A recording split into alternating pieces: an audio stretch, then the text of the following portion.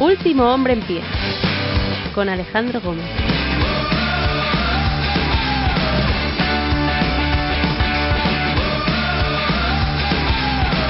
Buenos días, buenas tardes, buenas noches. Bienvenidos, yo soy Alejandro Gómez. Hoy es 27 de agosto del año 2024 y este es el episodio 929 de Último Hombre en Pie, un podcast de lucha libre. Desde SummerSlam hemos visto como WWE ha intentado ser cada vez más plural, especialmente en Monday Night Raw. Y cuando me refiero a pluralidad, me refiero a diversidad y sobre todo me refiero a un hecho en particular que puede ser tanto positivo como negativo para la marca roja de los lunes, y es que no tiene grandes estrellas. Y eso es un peligro, eso es un problema, pero eso puede ser una solución también si es que consigues juntar a todas esas piezas y que te quede un puzzle bonito y funcional.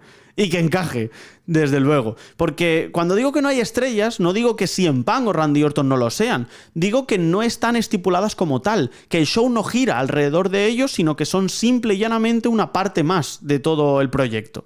Y Gunther, que ahora mismo es el campeón mundial, que tendría que ser un poco el cabeza de cartel, en general no lo está siendo porque todavía tiene mucho vuelo como campeón. Y es obvio y es indudable que viene de ser el campeón intercontinental más longevo, pero también es primerizo como campeón mundial en WWE, en roster principal. Y entonces habrá que ver cómo se desarrolla y si esto cimenta verdaderamente su visión. Y la visión que todos tenemos, que es que Gunther va a ser una leyenda en esto del wrestling, si es que no lo es ya con su paso por las independientes y por NXT UK. Entonces, como todavía estamos en ese proceso, como venimos de un campeón como Damian Priest, que tampoco era ese gran campeón, como tenemos a Rhea Ripley, que está fuera del título, y tenemos a una Liv Morgan que también se está adaptando, y muy bien, por cierto, al mismo, pues no tenemos la sensación de que arriba tengamos a los grandes luchadores. Seth Rollins está lesionado, tenemos a Randy Orton retando, pero Randy Orton retando básicamente por circunstancias, tampoco es que esté retando porque tenga una historia súper personal y muy... O con la sensación, no digamos, de que Randy Orton está aquí porque tiene que estar, ¿no? Quizás Randy Orton está aquí simple y llanamente porque no había otro, porque querías encumbrar a Gunther en su tierra, o cerca de su tierra, que va a ser Bash in Berlin este fin de semana. Entonces, claro, yo creo que aquí hay múltiples factores para determinar, en este caso, que Monday Night Raw es un show que está bastante bien, que funciona bien, que no se te hace pesado en esas 3 horas. Evidentemente se te va a hacer tedioso como siempre porque hay mucha pausa publicitaria y demás, pero si tenemos que analizar el contenido que sucede en vivo, la verdad es que está bastante bien. Y está bastante bien sin tener a esos grandes luchadores, porque quien cierra el show anoche es el Uncle Howdy. No lo cierran ni Drew McIntyre ni CM Punk, ni lo cierra Randy Orton. Lo cierra el Uncle Howdy. Que Uncle Howdy es un muy buen recurso, pero es un muy buen recurso fuera de títulos y es un muy buen recurso fuera de altas esferas.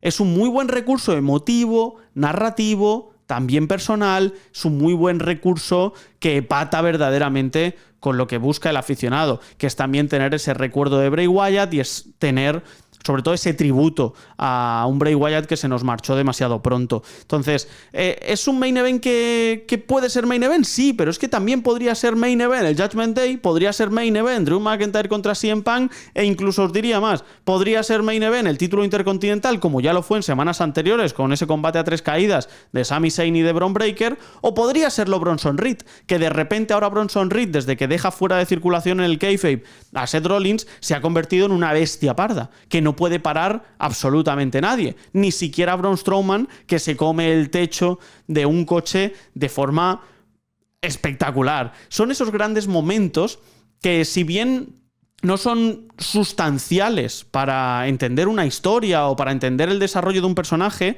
por lo menos no hasta ahora, sí que son esos movimientos que se te quedan en la retina.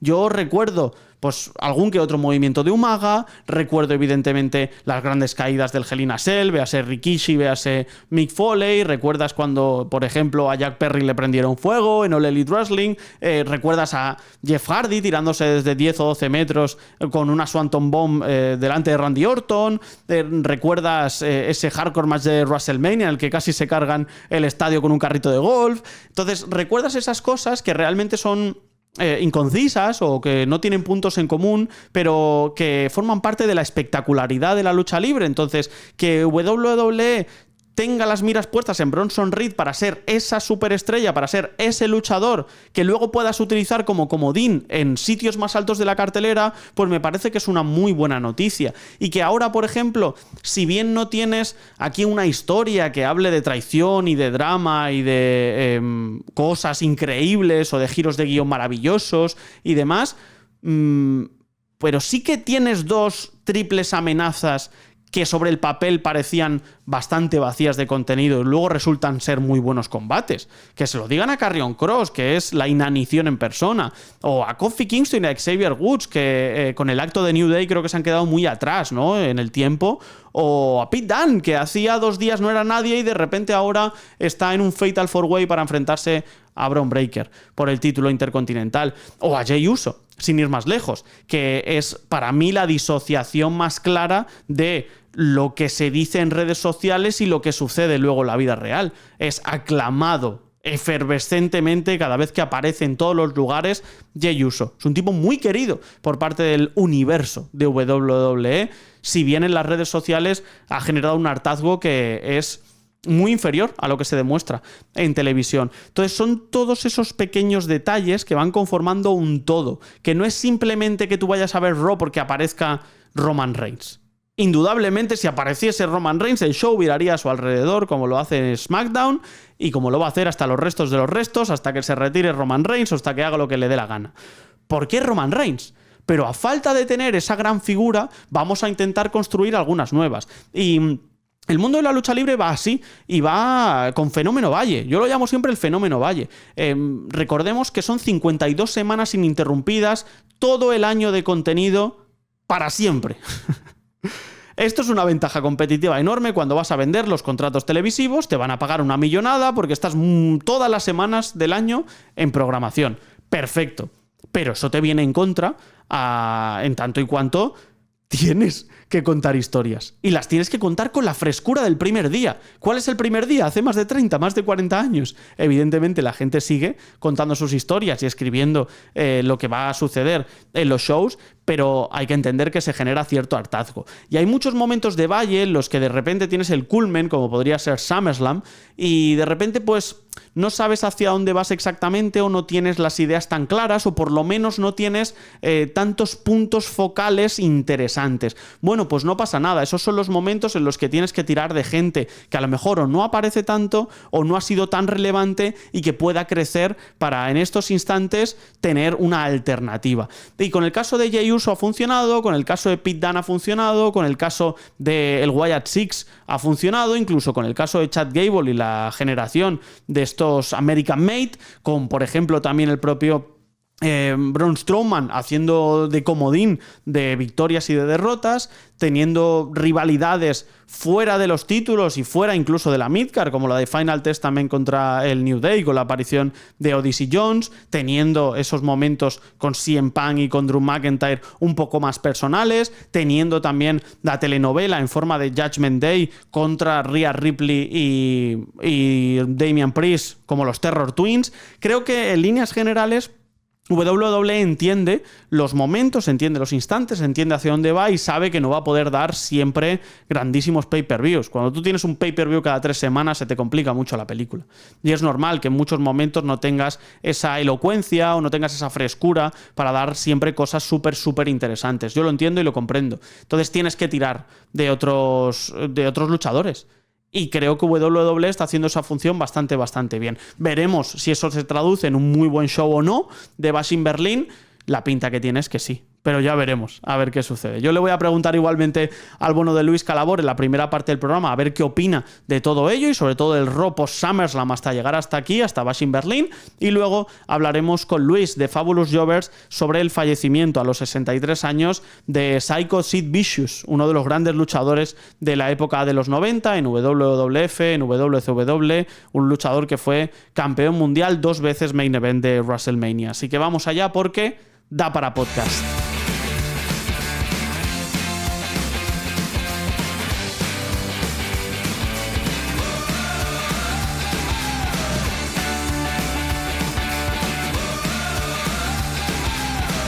Pero bueno, con nuestro peregrino de confianza, que está aquí ya para formar parte de Imperium en Bruselas, el señor Luis Calabora, @Luigi Wrestling. ¿Qué pasa, tío? ¿Cómo estás?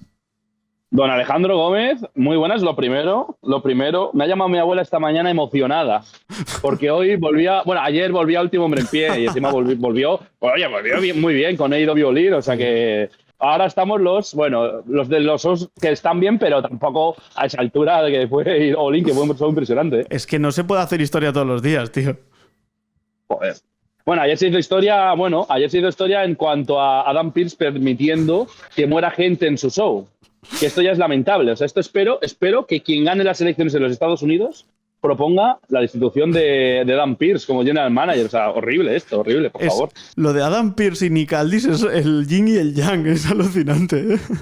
Pero estoy convencido que es a propósito, en plan, porque desde que Nick Aldis, Adam Pearce es más desastre que nunca. Es impresionante. O sea, creo que es a propósito, en plan, tenemos que hacer que sea un desastre, tío. Dice, ¿para qué voy a tener general manager, no? Si llega tarde a los sitios, si cuando han matado a Braun Strowman él aparece. No, hombre, preventivo. Pero encima, el señor Pearce llega justo al coche, o sea, llega justo al momento que hace el tsunami. Llama a la suerte, o sea, y luego le hacen 6 tsunamis, él está en medio de los 6, pero claro, no podía hacer nada. Venga, por favor. Por favor, qué vergüenza.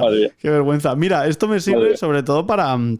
No sé si tú estarás de acuerdo conmigo, pero yo creo que sobre todo post SummerSlam, hemos visto a la WWE y en especial al Monday Night Raw más plural. Yo no siento que haya grandes superestrellas, y que se me entienda, porque CM Punk es una superestrella, Randy Orton es una superestrella, pero no veo que nadie sea el gran protagonista. Me parece que es todo bastante coral y que funciona todo... Si bien no tiene mucho sobresalto y que eso puede perjudicar a un show de 3 horas, sí que te permite entender que hay mucha gente que puede acabar cerrando el show, que puede ser importante. Yo no sé si esto lo ves como algo positivo o como algo negativo. No, algo positivo. De hecho, a ver, el show de ayer es el mítico Wholesome, que tiene ya las historias hechas para Bash in Berlin, que ya estás pensando incluso en Bad Blood por ese torneo, por el campeonato intercontinental, que también hablaremos de ello. Pero es un show realmente en el que lo que sucede más o menos, o sea, digo más o menos porque obviamente hay cosas que no tanto, pero que realmente es un show lógico, es un show muy de fórmula, ¿no? De, oye, esto, luego esto, luego esto, luego esto. Que hay shows que te encuentras con que hay muchos sobresaltos, con que hay muchos cambios, con que es muy completo, y otros shows como el de ayer que cumplen, ¿no? Que cumplen y que sí que tiene algún momento más destacado, como por ejemplo el de Bronson Reed, ¿no? Entonces, es un show, insisto, en el que tienes a Damian Priest y a Rhea Ripley como reyes, ¿no? Por parte de el ex Judgment Day, que tienes a Drew McIntyre y CM Punk, pero creo que también hay luchadores que se están elevando en eso, ¿no? Porque no es como que estén, no como el SmackDown, Cody Rhodes y Roman Reigns por encima. Sí. Pero aquí, por ejemplo, existe Bronson Reed, que están haciendo un trabajo espectacular con él. Creo que en los últimos meses es el luchador que más se ha beneficiado de Raw. De lejos. Sin duda. También he de decir que, por ejemplo, anoche quien cierra es el Uncle Howdy, es decir, el Wyatt Six es el que cierra el show, con un Chad Gable que se une otra vez a la causa de perder un combate en pos de la historia, que yo creo que algún día tendría que recibir algo, ¿no? El bueno de Chad Gable creo que le vendría muy bien teniendo en cuenta el gran trabajo que hace, pero sí que es verdad que, por ejemplo, ayer cierra el Uncle Howdy, pero podría haber cerrado perfectamente Gunther si no estuviese en Bash in Berlin, o podría ser quien fuese, ¿no? Entonces, creo que en ese sentido le viene bien a Raw para poder dinamizar algo el show. También es cierto que no siento de momento que Gunther sea ese grandísimo campeón, que todavía tiene mucho vuelo. Tampoco siento que Randy Orton llegue aquí como la cara de Monday Night Raw, sino que llega un poco para ser un rival de circunstancia. Y que el Wyatt Six tampoco es como ese gran acto por el que vas a ver el show, ¿no? Lo vas a ver más por todo en conjunto, más que por un luchador en concreto. Sí, a ver, al final, por partes, con el main event de el Uncle Howdy contra Chad Gable, es una rivalidad que en realidad se siente como rara, porque no es muy normal ver como dos Stables formándose en contra ellos, ¿no? Entonces, bueno, Chad Gable es el trabajador del mes en WWE. Sí. O sea, es el menos egoísta, es de los que más se lucen, es el que más ayuda, porque también ayuda a los Creeds a tener ese spot, porque hace nada los Creeds no estaban apareciendo tampoco en televisión, y el que nunca gana este paso, ¿no? A ver, que los Creeds siempre suelen perder, pero aquí tenían que ganar los Wyatt Six porque está siendo una apuesta muy importante de WWE, que encima está funcionando con el público. Pero claro, tiene que recibir algo en algún momento, y estoy convencido de que será así. Y con la rivalidad de Gunther y Randy Orton, pues sí, Gunther todavía se tiene que cimentar, es muy pronto. También encima coincido con la promoción de Bash in Berlin, que también eso, pues obviamente, pues quita tiempo. Ayer a un servidor pues se lo encontró por Bruselas y le impresionó muchísimo. que estaba bastante fuerte, fíjate. Y de hecho lo de pedir foto ya era otra cosa.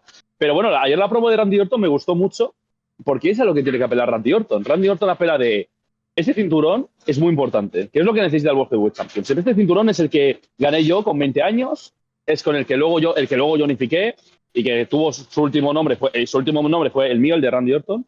Entonces, me gustó porque la promo de Randy fue elevar totalmente el World Heavyweight Championship. Y mira, van a salir todos beneficiados en el sentido que Gunther se va a alzar como campeón porque imagino que va a retener, y el cinturón también por tener a Randy Orton luchando por él. Sí, exacto.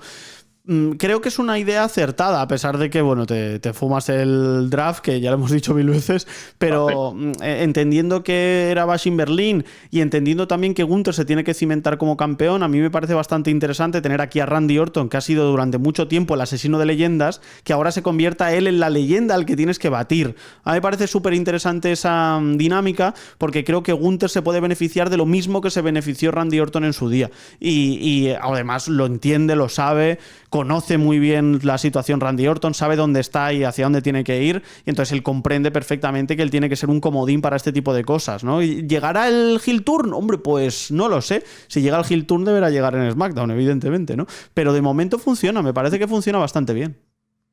Hay mucha gente que quiere que esto puede hacer que Randy diga, oye, quiero un cinturón mundial, oye, Cody, que he recabado por aquí. Pero claro, también está la historia que vino de por medio, ¿no? Que también nos deja esos teases, que bueno, si ya es SmackDown es otra historia, pero te da esa sensación. Y bueno, por cierto, hablando de cinturones, que si quieres también hablamos de lo del Intercontinental Championship, que a mí el torneo me está pareciendo buena idea. Y fíjate que ayer los dos combates, las dos triple threats, no tenían un cartel fantástico, pero bueno, sirven para destacar talento, ¿no? Sí, con el tema intercontinental es un poco el síndrome Tony Khan, ¿no? Que a falta de contar una historia atractiva para un título midcard, lo que haces es pones en valor los grandes luchadores que tienes en tu plantilla. Entonces, puedes pensar, Karrion Kross me aburre, Kofi Kingston me da absolutamente igual, puedes pensar que The Miz ya no está para muchos trotes, puedes pensar que Xavier Woods, pues más de lo mismo, y de repente en esos 6 nombres, de repente te sacan 2 muy buenos enfrentamientos, con Jey Uso ganando el primero y con Pete Dunne ganando el segundo. Creo que es lo más sencillo para no comerse la cabeza, que todo el mundo esté contento, darle la dosis de wrestling que merece al aficionado acérrimo a la lucha libre, y el resto pues tiene otras historias. Aquí no va de historias, aquí va de ser el mejor para intentar conseguir una oportunidad contra Bron Breakker. Pues quizá para esto están los títulos intermedios, ¿no? Para que los luchadores que sean verdaderamente buenos y que se ganen la oportunidad en el cuadrilátero puedan conseguir el título.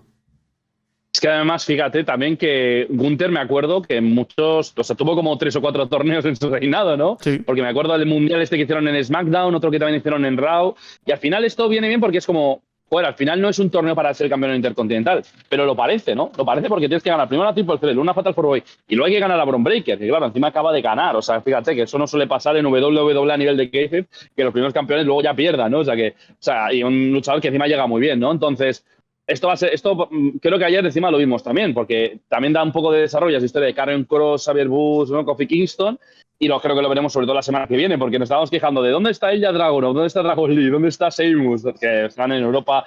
Bueno, Dragon Lee no, pero Ilja y Sheamus están en Europa, también Ludwig Kaiser, y lo vamos a tener las dos triple threats de la semana que viene. Entonces, a ver, con Bron Breakker creo que todavía no es el momento de una gran historia, sino de que siga siendo la mala bestia, ¿no? Que entra con el perro y que parece un perro y que manda a ladrar a los perros, no a los Pedros, ¿eh? Porque también los Pedros son otra cosa, ¿eh? Los Pedro Sánchez, o sea. Bueno, que también es perro. Que además de todo ello, hay evidentemente el gran, o la gran historia, por así decirlo, que se ha ido contando durante todos estos meses, que es la de Drew McIntyre y la de CM Punk. ¿Cómo la ves esta historia después de lo de SummerSlam, con la inclusión de Seth Rollins, luego su lesión, el adiós después del ataque de Bronson Reed? ¿Tú crees que ha ido a menos esta historia a pesar de tener un strap match este fin de semana? Creo que la historia ha estado bien, pero ha faltado evolución, porque creo que llevamos un mes con lo mismo.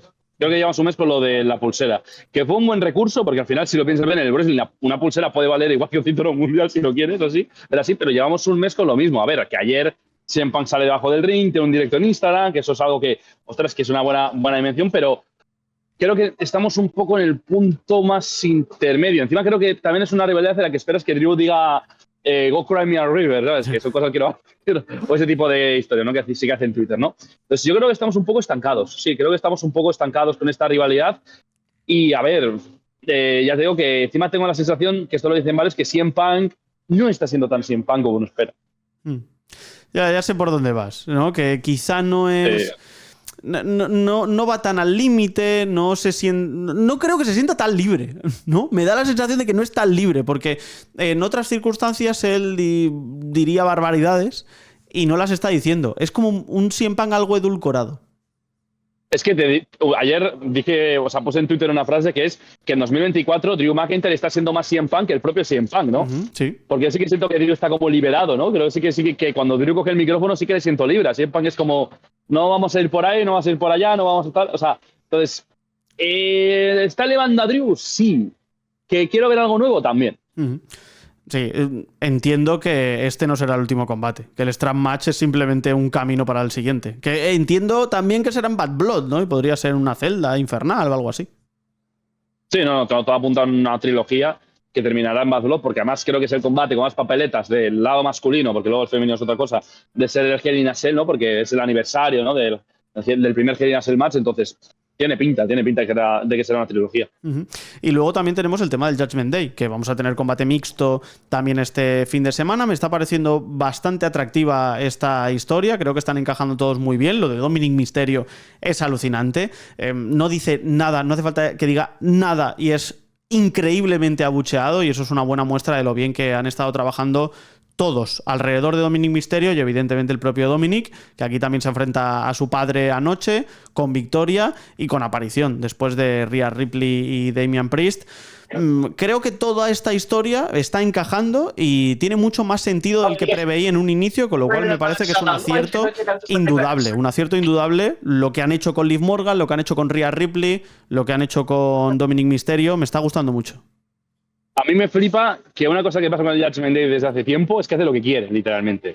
Que sale Rhea Ripley hablando en español, pues estoy hablando en español. Que sale Dominic Mysterio diciendo que los chicken tenders, ¿no? Que ahora Liv Morgan le deja comer chicken tenders, sale. Que Rey Mysterio dice que, claro, que la que sabía quién era, que encima eso me hace gracia, que, claro, porque ahora Rhea Ripley sale a salvar a Rey Mysterio, fíjate. Sí. Rhea Ripley sale a salvar a Rey Mysterio. Y de hecho Rey Mysterio defiende a Rhea Ripley diciendo, no, es que ella era la que sabía lo que hacíais en la relación. O sea, ella era la que tenía cordura, ¿no? Como, joder, ha costado un año. Qué casualidad que ahora de repente lo veas con buenos ojos, ¿no? Qué casualidad, ¿no? Pero sí, o sea, eso es lo bueno del Judgment Day, ¿no? Que genera un poco, ¿cómo decirlo? No quiero decir como algo rollo de Office, porque eso sería un sacrilegio, pero es como un tipo de humor serio, ¿no? Bueno, no serio, pero como humor de barrio, ¿no? Que funciona muy bien y que para la historia sigue dando encaje. Y además, también te voy a decir una cosa. Ayer, el combate contra la Latino World Order me remarcó que hay tag teams que son mejores, sobre todo a nivel de rivalidades, de historias, pero Latino World Order cuando lucha no sé qué pasa, que me parece el tag team, o sea, bueno, el grupo más entretenido, es impresionante. Son muy buenos. Y Joaquín Wilde, que se puso en modo Diablo a inicios de este mismo año y que cada vez que aparece, pues yo creo que nos recuerda que fue Sima Ayon y nos recuerda que fue un Joaquín Wilde que era un muy buen luchador. Entonces, por ahí también se pueden sacar cosas positivas porque, por ejemplo, a Latino World Order hacía tiempo que no aparecía así de forma medianamente importante. Hay mucho talento en Raw y creo que WWE se está beneficiando de ello para proponernos un show muy diverso, más diverso de lo que en principio estaba en los cánones, y eso creo que en este sentido es una buena noticia. Así que nada, Luis, disfruta de Bélgica, disfruta de Alemania, disfruta del show ahí este fin de semana. Así que nada, un abrazo, tío, y que lo pases muy bien. Muchas gracias, Alex, y ya te digo que habrá que disfrutar de Passing Berlin.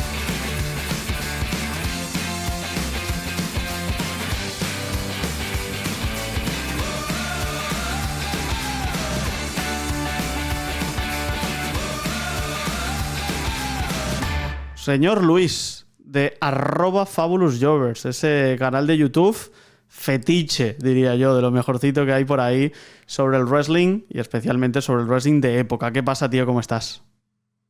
Muy bien, un saludo muy fuerte, como siempre, y, tanto a ti como a tus oyentes. Y ahí seguimos, después de ya 2 años en el canal y luchando para hacer un espacio pequeñito, pero ahí sigo, con mis temas no tan manidos como quizás otros, pero es lo que a mí me gusta. Al final hay que hacer lo que a uno le gusta, aunque a veces te sientes tentado por determinadas noticias que tienes que abordar, aunque sea por estar un poco en el ambiente actual. Sí, yo siempre te lo digo, pero hacer un canal de lucha libre, sobre todo de la lucha libre de antaño, de la historia de la lucha libre, siendo ya la lucha libre de nicho, siendo eso un nicho dentro del nicho, no es fácil, pero ya sabes que a mí particularmente me encanta y yo se lo recomiendo a todo el mundo que quiera aprender un poquito más del mundo de la lucha libre, porque creo que es uno de los santos y señas indudables de toda la comunidad del wrestling en castellano. Así que, como siempre, felicidades, tío, por el trabajo que haces y que te sigan en Fabulous Jovers. Llego aquí pues con una noticia no tan buena, que es el fallecimiento, lo conocimos anoche, de Psycho Sid Vicious, que es uno de los grandes luchadores históricos de la década de los 90 y una superestrella que, bueno, que le dio mucho rédito a WWE en su día y que pasó durante muchos años, ¿no? Por una WWF y también una WCW, siendo ese gran gigantón, ¿no? Que muchas veces era tan querido y tan aplaudido por el wrestling de la época, y se nos marcha a una edad pues relativamente temprana, que es la relativamente habitual en los luchadores de la época. Ya sabéis que el wrestling es uno de los deportes, en este caso un deporte espectáculo, con una muerte más pronta en este sentido, junto con la NFL, cosa que habla un poco de la dureza también de ese deporte. Entonces, pues una pena, ¿no? Porque se nos ha marchado Sid Vicious, que había estado fuera del radar un tiempo y ahora nos enteramos de que ya no está con nosotros. Pues la verdad que sí, una gran pena, porque fue un luchador descubierto como los luchadores que se descubrían en esa época. O sea, no había tryout, no había una empresa que buscara luchadores como tal, sino que había ojeadores que eran los propios luchadores. En este caso fueron los hermanos Poffo lo que lo vieron en un bar. Y entonces dijeron, este tío tan grande y tan alto y que tiene este aspecto, pues puede encajar muy bien en la lucha libre, como pasó con los Road Warriors o otros muchos de ellos, porteros de discoteca, matones Sí. a sueldo. Pues así es como descubrían a luchadores. Y empezó en una de las míticas, que fue Memphis. Gran territorio descubridor de lo que luego serían grandes leyendas, como puede ser, no tan grandes a nivel de títulos, pero sí conocidas, como sería, por ejemplo, Virgil, sería Kamala, o serían, por ejemplo, el Undertaker, cuando llegó ahí como el Master of Pain, que fue campeón incluso de la USWA. Entonces, siempre ha habido grandes nombres vinculados al territorio de Memphis, que es donde debutaría con también un personaje venido de una película que también inspiró muchos otros luchadores. Vendría como Lord Humongous, que era de la película Mad Max. Esa película inspiraría a los Master of Pain, inspiraría a la Legion of Doom, Road Warriors, incluso los combates Cage Match por esa Stone Age.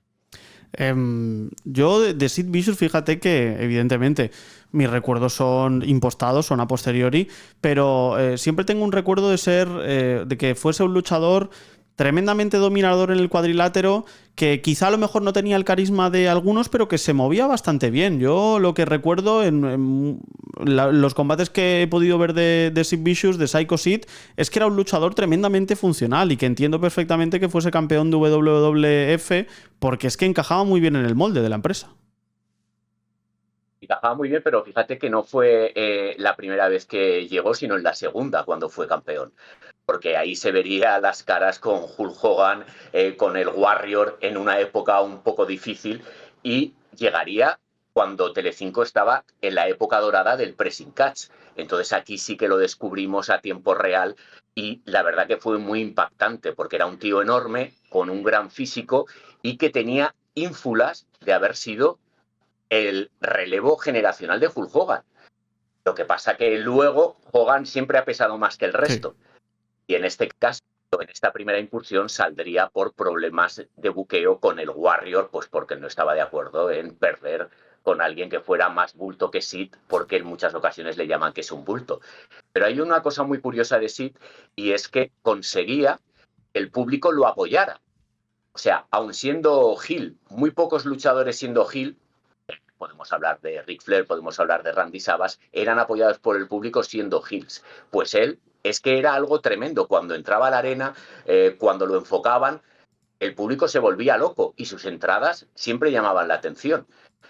Y daría grandes momentos en esta primera etapa en WWF, como sería el, en cierta manera, ayudar a Ric Flair a ser el campeón de ese título en el Royal Rumble 92 y también a traicionar a Hulk Hogan cuando luchaban por parejas, emitiendo en el Saturday Night Main Event, que lo repescaron esos programas de sábado. Y entonces ahí lo traicionó y se creó pues toda esa aura alrededor de Sid. Un luchador que se puede cuestionar a nivel técnico, no era el mejor técnicamente, no era el mejor en el micro, pero sí que tenía algo. Y es que, por lo que quiera que sea, cuando entraba, pues se creaba como un silencio y esa presencia era algo que no lo podía hacer cualquiera. Entonces, en unas características que no cualquier luchador lo ha conseguido, incluso siendo mejor que él en micro o en técnica. Es muy curioso lo de Sid Vicious, lo de Psycho Sid, porque es un luchador que solo ha participado en 2 WrestleManias y en las 2 ha sido main event. Es algo muy poco habitual. Bueno, de hecho, es el único en la historia que lo ha conseguido. Y además, un luchador que fue el primero, junto con Hogan y los otros dos, Randy Savage y Ric Flair, que fueron 2 main event en una WrestleMania. Eso no había sucedido nunca. Pues ¿por qué? Porque Hulk Hogan no podía dejar de ser main eventer en una WrestleMania. Entonces se inventaron estos 2 main event y fue él parte de ese main event, por ejemplo. Y también de los pocos luchadores, ahora no te podría decir cuáles, pero que se salvó de esa leg drop de Hogan. O sea, cuando Hogan hacía la leg drop, pocos se salían de ahí. Pues él fue el primero que se salió de ahí. No está mal, ¿eh? No está mal. No. Un luchador que no está en el Salón de la Fama porque, bueno, tuvo sus desavenencias con Vince McMahon y demás. Ya sabéis que el Salón de la Fama pues no deja de ser la imposición de unos pocos, que eso no dictamina quién es un luchador que verdaderamente merece o no estar en un Salón de la Fama. Y yo creo que Sid Vicious que es uno de esos luchadores, porque no solo ha estado en WWF, también ha estado en WCW, y la verdad es que yo creo que es un luchador que está en la retina de muchos. Tú decías el tema de Telecinco, yo creo que esa era, digamos, del wrestling y esa generación creció con él como nosotros crecimos, por ejemplo, con el Gran Khali, como con Finlay o Batista, Undertaker y demás, ¿no? Yo creo que podríamos realizar un símil, ¿no?, a ese respecto, porque es uno de los grandes luchadores de la época de los 90, sobre todo para la WWF. Claro, es que llegó en la Golden Era, luego volvió a WCW y volvería a WWF en esa época a la New Generation, que es cuando fue campeón.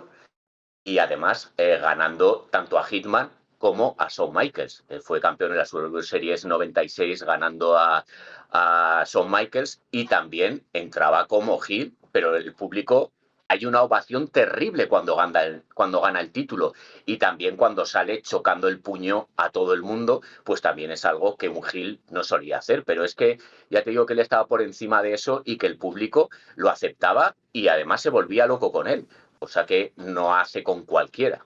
Desde luego. Además se retira en 2001 por una lesión en la pierna. ¿Tú crees que hubiese podido continuar? Sí que es verdad que luego luchó, no sé si en esos últimos tiempos acabó luchando, sé que tuvo algún combate a posteriori, pero no sé si crees que esa carrera podía haber sido algo más longeva. En sus propias palabras dijo que él buscaba un combate de retiro ya en esa época, o sea que ya tendría que haber vuelto a WWE porque es cuando ya pues compró el señor McMahon WCW y los contratos de la empresa.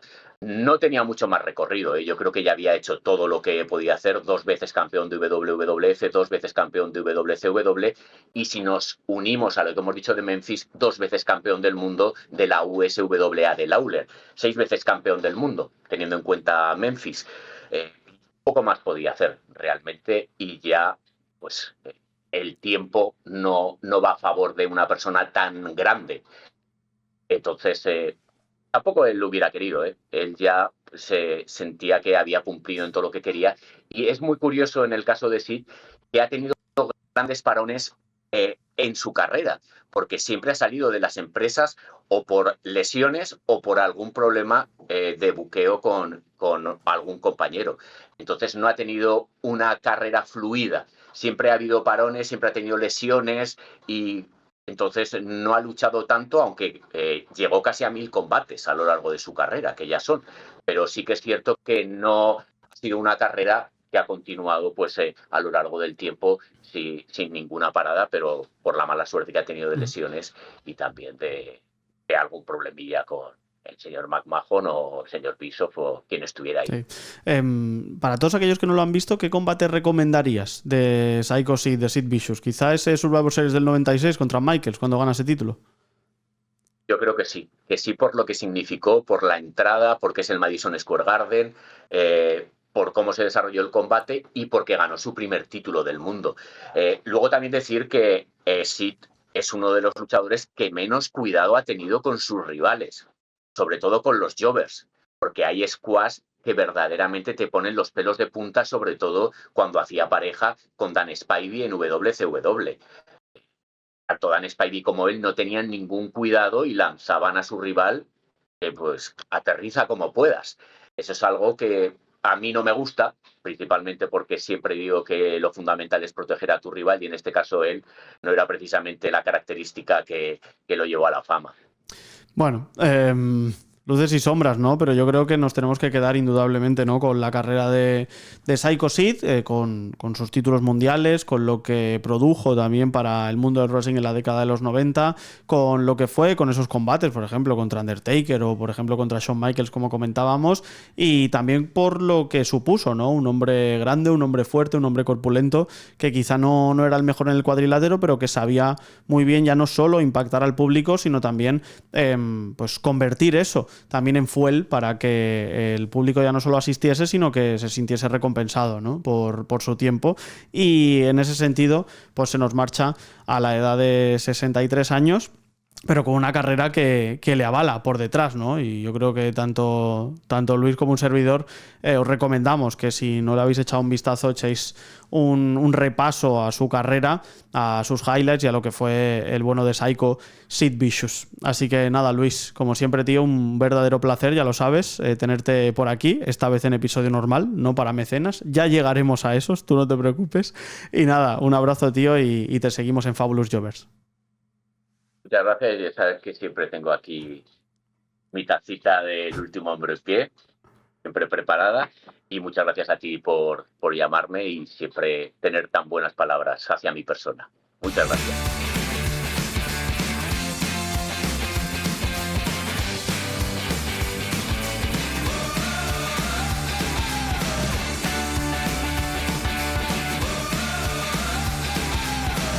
Anoche conocíamos una noticia que a mí me alegra muchísimo, que es que Swerve Strickland podría haber firmado la renovación de contrato con All Elite Wrestling, un contrato que sería multianual y que sería de los contratos más lucrativos de la historia de la empresa. Y a mí me parece que es muy, pero que muy merecido. Me alegra muchísimo ver a Swerve Strickland en esta tesitura, me alegra muchísimo ver que han confiado en él y que la cosa ha salido mucho mejor de lo esperado. Y me alegra sobre todo porque es una recompensa a su trabajo y es una visión para todos aquellos luchadores que vienen de abajo, que quizá llevan muchos años en el sector y que quizá no se han sentido queridos o que no han mejorado, por así decirlo, en sus perspectivas de futuro, y de repente llega Swerve Strickland y te cambia un poco todas las concisiones o pretensiones que tú tenías en la cabeza. Así que me parece absolutamente fantástico. Como fantástico me parece también que me comentéis en el podcast, indudablemente. Ya sabéis que en YouTube, en iVoox y en Spotify tenemos los comentarios abiertos y nos podéis hacer preguntas para que las contestemos aquí en la última parte del programa. Antes, pero,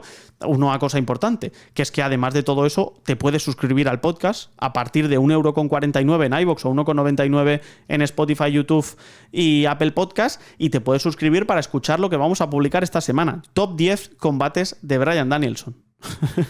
Que se dice pronto, y además es un top 10 que va a estar en constante movimiento, ya os aviso, pero teníamos que rendirle tributo a Bryan Danielson una semana después de que ganase el título máximo de All Elite Wrestling. Así que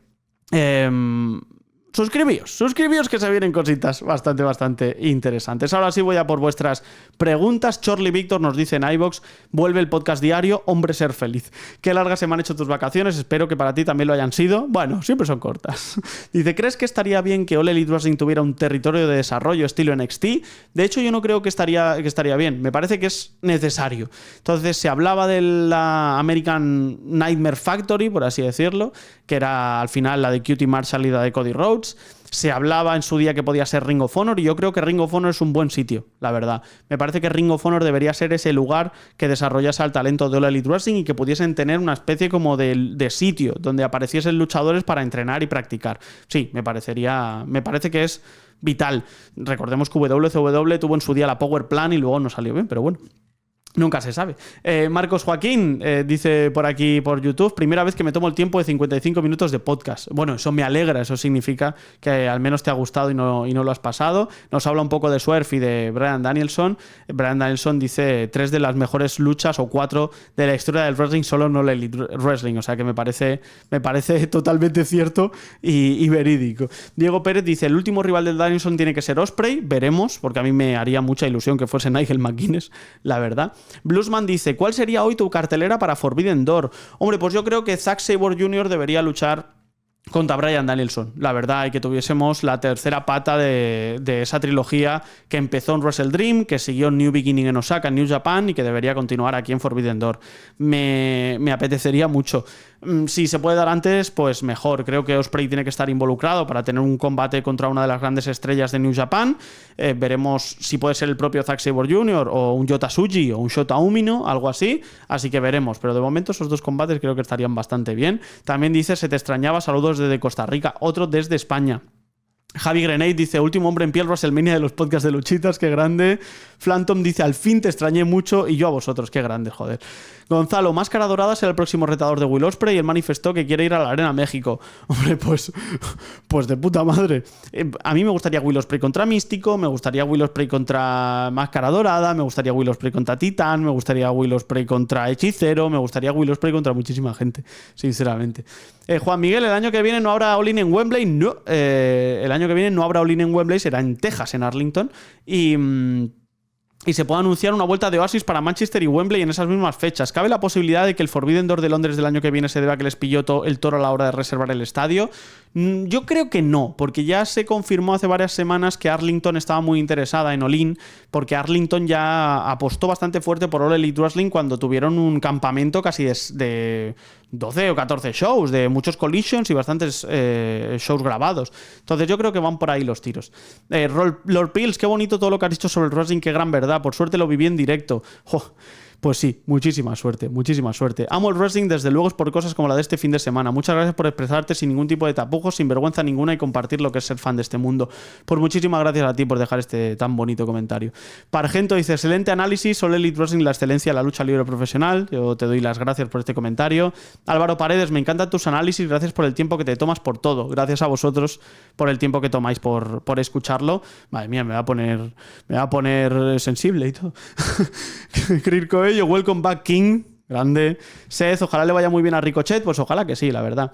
Borja, bienvenido de vuelta. Me encantó tu editorial apelando a los sentimientos. Me gustaría decir que para introducir a alguien en el mundo del wrestling le pondría cualquier combate de Danielson o el combate de Eddie Guerrero contra Brock Lesnar. Ese está muy bien.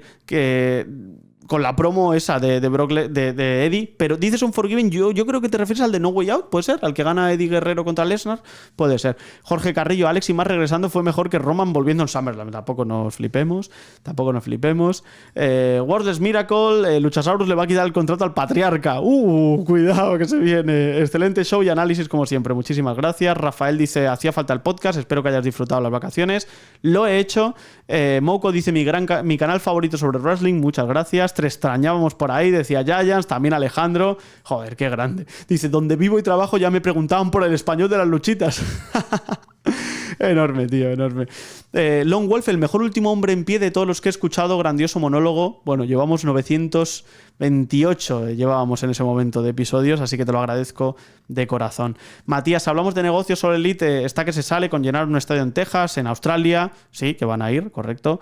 Forbidden Door en Londres, se viene, y ya veremos el contrato televisivo, Daniel, buenas Alex, echaba de menos el podcast, siempre me lo pongo de fondo. ¿Cómo estás y cómo han ido las vacaciones? Han ido muy bien, muchísimas gracias y espero que a vosotros también. Y dice, y el último, ¿te has visto el combate que tuvieron Shuri y Masha Slamovich el fin de semana de WrestleMania? Sí, lo tengo.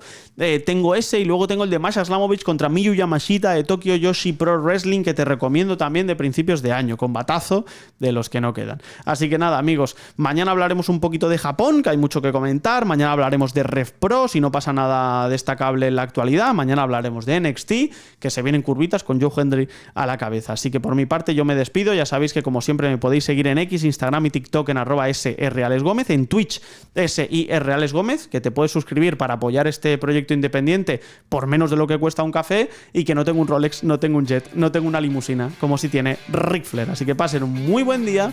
Ahora que habéis llegado aquí, sois el último hombre en pie y... ¡Woo!